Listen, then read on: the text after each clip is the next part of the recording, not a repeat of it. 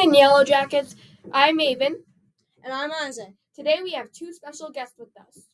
Hi, my name is Molly Roby, and I work for the Environmental Protection Agency. And my name is Emma Rott, and we both work to protect human health and the environment from pollution.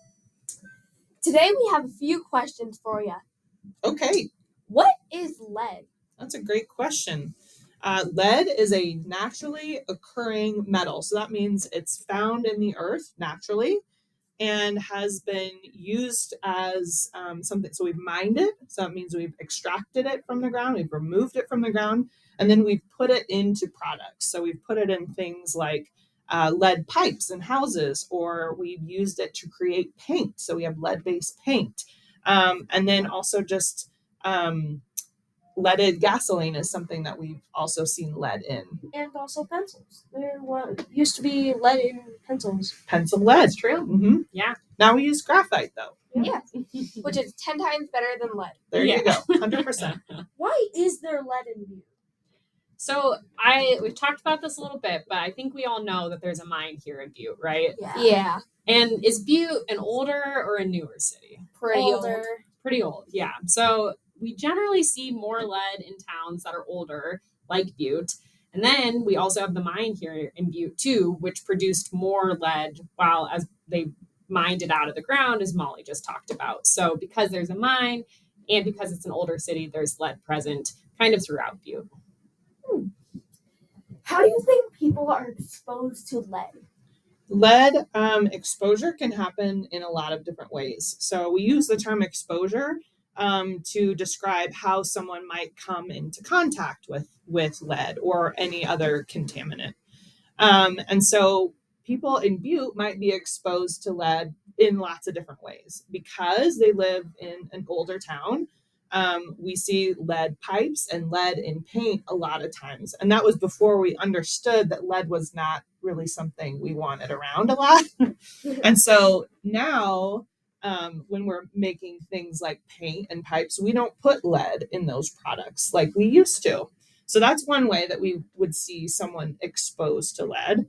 And then in a community like this, where we've had a lot of mining for a really long time, we see lead in soils in people's yards, and also in dust in people's attics. We see a lot of lead and dust there as well.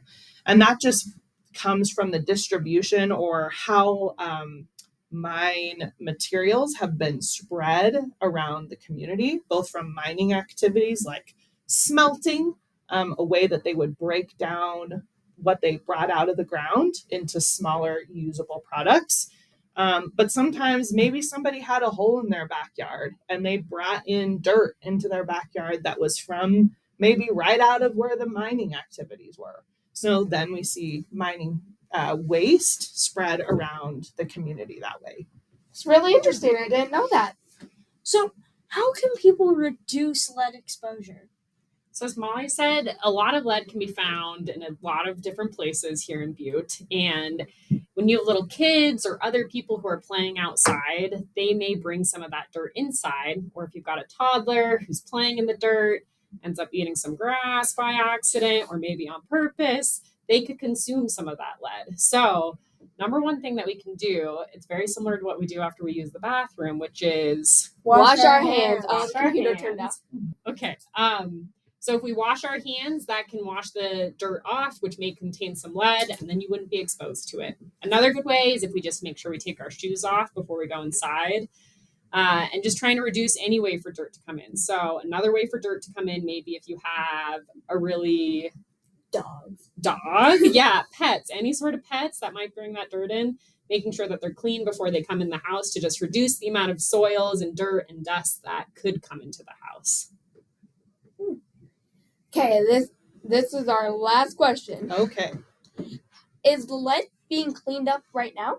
Yes, absolutely. We have teams of crews that are doing sampling in the community. So they go to residential properties. They might sample a park or a playground. Even some of the schools in town have been sampled. And so they collect that dirt and they ship it off to a laboratory. And that special laboratory is able to use very specialized equipment to determine how much lead might be in that dirt. And then if the level of lead is high enough, then we send another team out to take all of that dirt out of that person's yard and put in soil that we call clean. So we have sampled it. We know that it doesn't have lead in it that would be harmful to human health. And we replace the grass in somebody's yard so you wouldn't even know that there was any problem. Well, thank you for joining us today. You're welcome. Thank you for having us. Yeah. Have a nice day, Yellow Jackets. Buzzing out.